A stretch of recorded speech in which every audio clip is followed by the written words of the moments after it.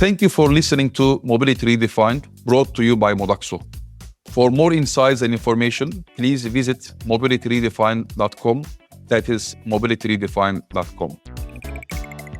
Welcome to the Mobility Redefined podcast, where we explore strategies and impactful leaders transforming how cities are moving.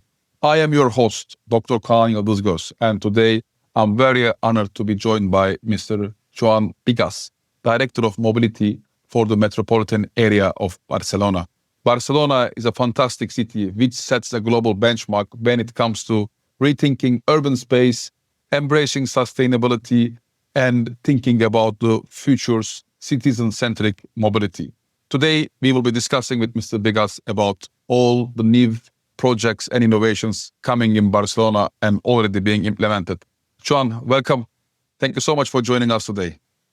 Thank you, Kaan, for the kind invitation, and very pleased to be here to speak about the mobility for the next this 21st century. That's fantastic, and I am very sure that you are in a cockpit seat in Barcelona to drive all these innovations from the perspective of the authority. And let's discuss. And then I have some different questions in my mind that I would like to ask to you that you can share with us how Barcelona is moving. And then maybe the first question could be about, Barcelona, like I say, that it's a global case study in sustainable and human-centered mobility. Could you a little bit describe AMB's, the Metropolitan Area of Barcelona's mobility vision, and how it connects to the broader climate and urban planning goal? Well, it's a good question because we are now in this change in the mobility sector that now it is taking place in all over the world. Of course, in Barcelona, we have these challenges. I would say that we have two main factors to describe the present and the next future of the mobility, what I call the two Ds. That would be the digitalisation and the decarbonisation. So both factors are impacting mainly in the mobility that we have now and that we will have in the next future. About digitalisation, we have a strong impact with a relationship between operators, customers, and PTAs. So we have a great change in these relationships because of the digitalization. You know that this is something that is going on and it's not stabilized. So we have a path to follow in the next future.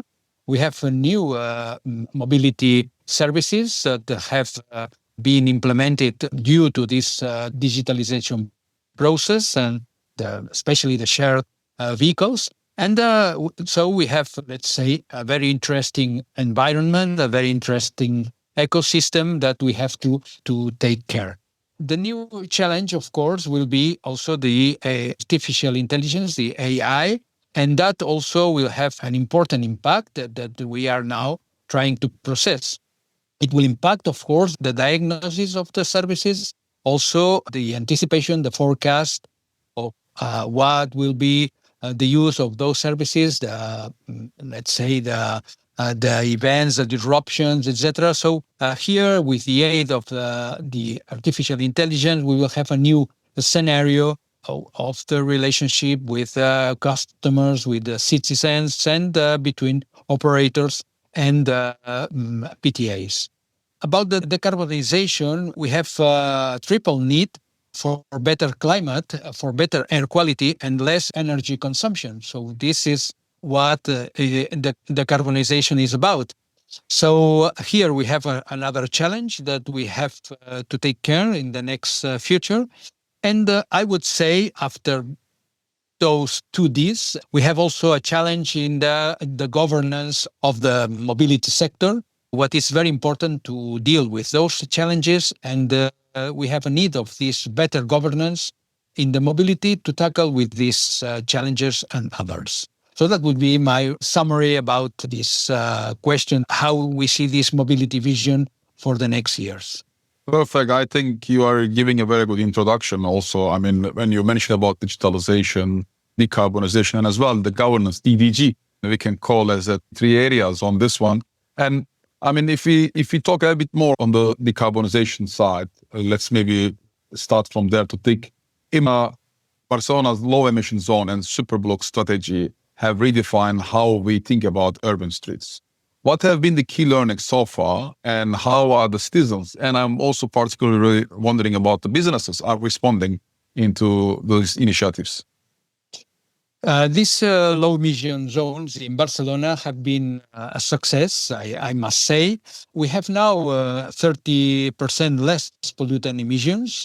We had a problem in the Fantastic. in the 2017, 2016, we had a problem. We had a threat from the European Commission that we didn't accomplish the levels of the emissions in Barcelona, in Madrid. So we were threatened about to be punished, to be fined for that. And we, as a response, we started this low emission zones process in Barcelona especially. And we got, after their implementation in 2020, after 2 or 3 years, we have this 30% less pollutant emissions. So a success in that field. Of course, we had a difficult process at that time because low emission zones were not so popular in 2017. So we had to take into account two main factors. One was what vehicles we had to limit, what vehicles should be restricted at that time. We had no clear idea and no good experiences, previous experiences about that. And also we had to decide what area should be restricted. That was not easy at that time to have clear in mind. We decided to restrict in the low emission zones, to restrict the old vehicles, the most pollutant vehicles, those vehicles that are older than 15, 20 years, so they pollute, as you know, 30 or 50 times more than a new car, a new vehicle. So it was important to restrict those old vehicles. And then we decided also to extend the low emission zone to 5 municipalities around Barcelona. So all the Barcelona territory and 5 other municipalities around, to have all this central urban zone, let's say, cleaned up from the old vehicles, the old pollutant vehicles. So that was our decision. It has had good results, and we had to adapt, of course. We started some campaigns to conscientiate the citizens about these new low emission zones, and we had to adapt to specific situations with some delays that we put in service for specific cases, let's say, for instance, disabled people that need their car, other situations, and also low rents, low-income people that needed their vehicle.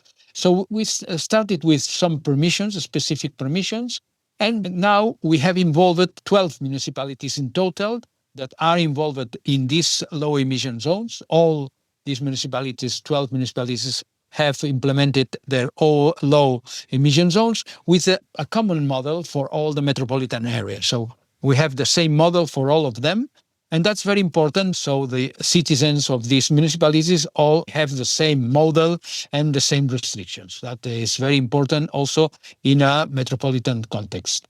About the Superblocks, which is another policy of the city of Barcelona especially, we have, this is an interesting theoretical model. It means that you have to implement some hierarchies for the streets. Some streets have to be protected from the traffic, so you have to reduce the traffic there. You have to pedestrianize those streets and to put gardens and green zones in these streets, and other streets are devoted to the traffic and the transit. This is the idea of the Superblocks. But this is a controversial model. It has been implemented only partially in Barcelona, and it's a subject of discussion and a subject of controversy. So, we think that where it has been implemented, it's a success, but it's difficult to implement in a large scale because you are creating differences of hierarchies between streets that not always the inhabitants of each street agree with those differences. So, it's a controversial model, but I think it has good results and also it has difficulties. So, this is the model that it has been implemented in Barcelona. Thank you, John. Very interesting to hear your experience in terms of the low emission zones and as well how you are navigating around the Superblocks.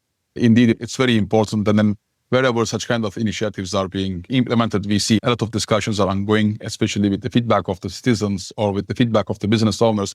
And since we are talking about decarbonization, maybe I can also ask you about decarbonization of the public transport, in particular the buses. So what's the current status of the electrification within Barcelona's bus fleet? And how are you navigating the infrastructure and the procurement challenges nowadays? Now we have around 2,000 buses in the metropolitan area, including the city of Barcelona. At the moment, only 300 are electric buses. So we have a long path to follow in this field. We are now increasing. We are now progressing fast in this field. But of course, we have different challenges to complete this planning about the electrification of the fleet. In 2030, our goal is not to have any only diesel bus. So we will have all the diesel bus removed. So we will operate with hybrid, electric and hydrogen and natural gas buses. And especially hybrid, electric and hydrogen will increase significantly. This will be our vision, our goal for 2030. The infrastructure, of course, is a major challenge as in the rest of the European cities. We have, of course, difficulties in, let's say, in the power supply and also in the grounds with equipments to charge the buses. So this is a challenge all around Europe. We also have this challenge here, and we are progressing in this field to create infrastructure, to create spaces where the buses may charge and may rest and maybe, let's say, put in deposit. No? So we have also different needs. So as we have two models of operation of buses, we have a public company with around half of the vehicles, and then we have private companies that are operating the other half of the vehicles. So the needs are different between those both models. From the public company point of view, they are developing. You refer to TMB, am I right? TMB, when you exactly, say, public company. The public company, exactly. The public company, TMB, is developing their own infrastructures to park and to charge the buses. And so they are advancing on that field with large equipments, very well connected, etc. Well connected also with a metro system, with the underground system where they can take the power and the supply. So they are progressing in that field. For the private operators, the situation is different, and it's sometimes a little bit complicated because you cannot leave to the private companies. So if you change a contract, you are changing a service, you are changing from one operator to a new operator. It's very difficult for the new operator to have on time these new infrastructures, because if you need to charge 100 vehicles, 100 buses, so it's starting to be a complex infrastructure, and it's very difficult for a private operator to get that infrastructure. In that case, we need to provide from the public sector our own infrastructure. So we need public depots, we need public chargers to give to the new operators so they can use them and they can provide the service. So we are here now exploring new lands, new grounds to have these equipments also for the private operators. So as you can see, it's a different question for public operators or from private operators. As we have the vision of both, I think we are a good example to face these challenges. Actually, that's great to hear from you, John, because we were talking a lot in recent days with operators, how they are managing the strategy. And then it's more about, let's say, tactical level and operational level of discussion. And here we see about your vision, how as an authority, you can give the platform, you can give the basis to all the operators on the journey of the decarbonization. And that brings back me to the discussion about, you were mentioning at the beginning also about the governance. And when we talk about the governance, there is one thing which I want to ask, I'm wondering, is about the regulation of the shared mobility in Barcelona. You have built one of Europe's most comprehensive frameworks for regulating motor sharing and micro-mobility services. How did you manage to balance the innovation with public interest when you are designing this framework? Of course, Kaan, here the governance is very important. I have to explain a little bit here that we are a local authority composed by 36 municipalities. But at the same time, we have exclusive, let's say, responsibilities, exclusive competencies in the field of the public transport. So we are operating through a public company, TMB. We are operating the metro system.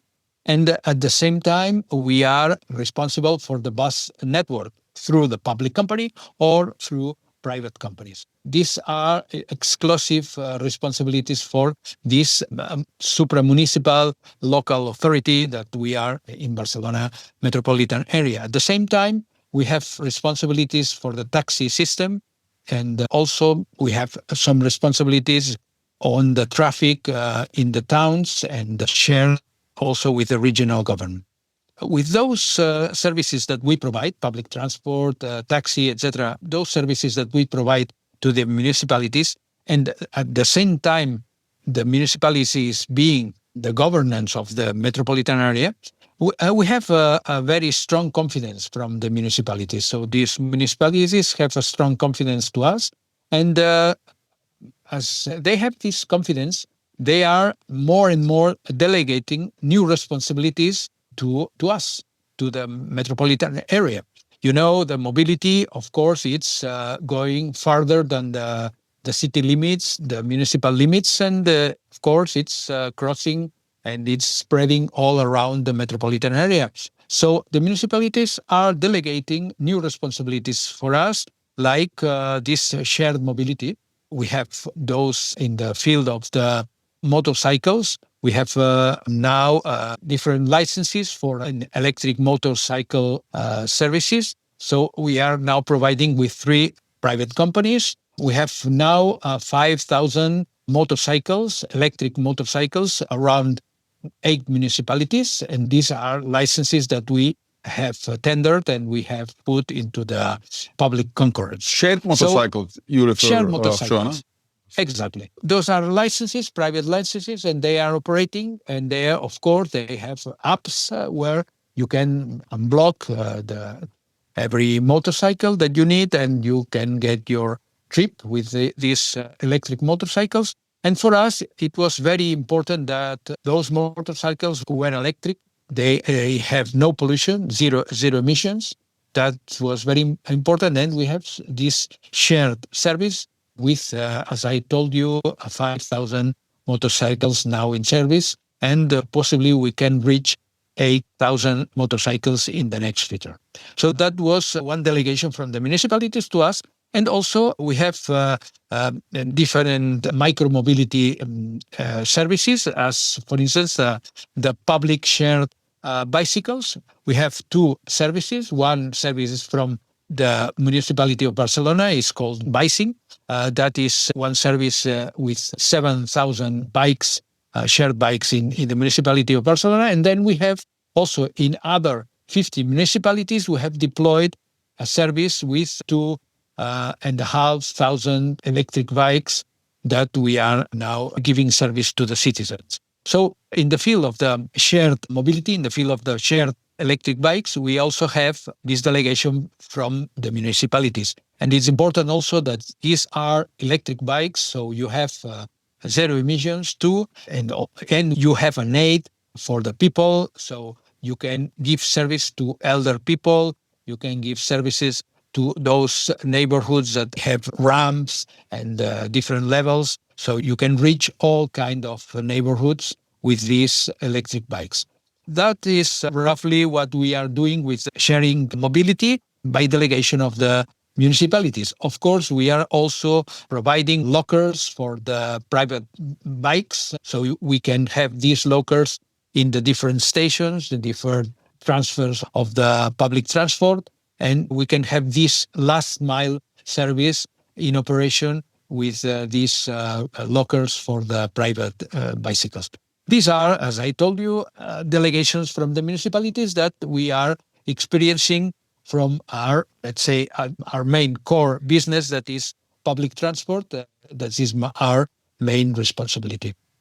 That's great. And then maybe my last question could be around about how now, because you're talking about different, let's say, modes.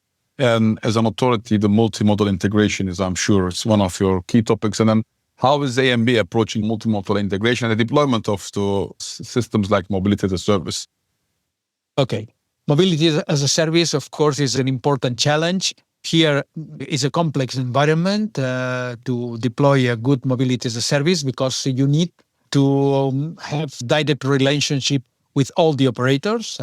And it's a question not only of how to coordinate the different services, but it's also a question of how you can manage the cost of the services, the fares. So, yeah, you need a specific compensation chamber. You need different solutions to implement this mobility as a service.